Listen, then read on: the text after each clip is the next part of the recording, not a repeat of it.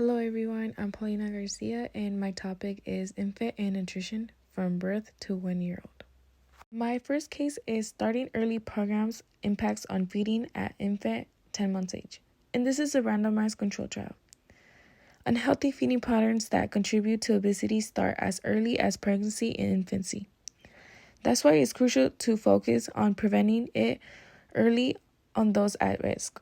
In this study called the Starting Early Program or STEM, which is a randomized control study, 533 pregnant women were in the low income and Hispanic joined the program when they were close to having their baby.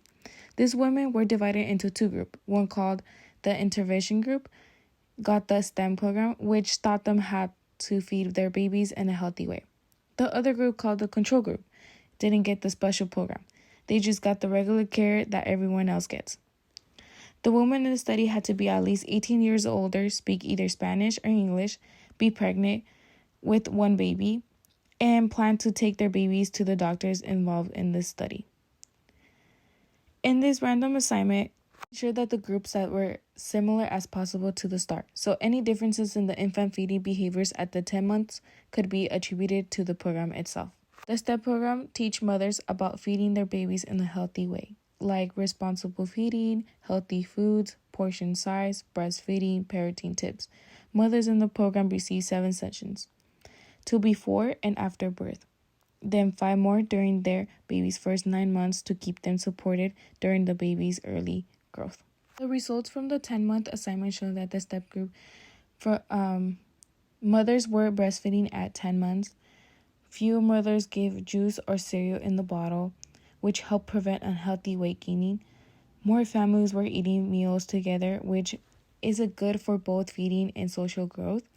And mothers showed better feeding styles, meaning they were more in tune with their baby's hunger and less likely to overfeed. Another important finding was that mothers in the STEM intervention group were less likely to exhibit non-response feeding styles. And non-response feeding happens when caregivers do not recognize or respond appropriately to baby's hunger or fullness. In conclusion, the findings demonstrate that STEM improve infants in feeding practices, knowledge, and styles in infant age of 10 months. And this highlights the importance of early nutrition interventions in shaping healthier outcomes for children in the long run. My second one is the impact of modified version of baby-led weaning on the effect of food and nutrient intakes, and this is a randomized controlled trial. There are 2 ways to give solid food to babies. There's parent-led weaning and baby-led weaning. In parent-led weaning, babies are spoon-fed soft, mashed foods and then slowly move to lumpier and finger foods by the time they are 12 months. And baby-led weaning, babies skip to mashed foods to eat small pieces of food that the family is eating, feeding themselves to practice using their hands and develop motor skills. In this study, there was a total of 206 mothers and their babies. Out of these, 101 were assigned to randomized control group, and 105 were assigned to BLISS, baby-led weaning group. For this study, the moms were asked to keep the 3-day journal about their baby's age. This includes 2 weekdays and 1 weekend day. They had to know if the baby was helped with the spoon feeding and whether the food they ate was the same as the rest of the family was eating. Each of the food or drink the baby consumed was placed into one of the 9 food groups. The primary aim of BLSS study was to see how baby-led weaning affects the baby mass index or BMI at 12 months old. The BLISS babies fed themselves 40% of the time, while control babies only fed themselves 9%. At 7 months, BLISS babies ate more fat and sodium, but their nutrient intake was similar to the control group. By 12 months, BLISS babies consumed less saturated fat as the percentage of their total energy. While the health effects of self-feeding are unclear, family meals are linked to healthier diets and lower risk of overweight. To conclude, the BLSS infants had the same nutritional value of spoon-feed infants.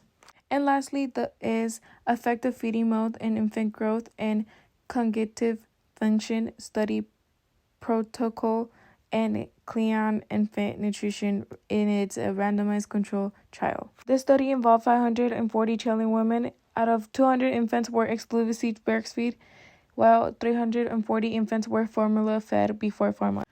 This study is a single-center, double-blinded trial, meaning both parents and researchers don't know who is in which group. The study is looking at how to help moms and babies grow and stay healthy during the first 1,000 days of life.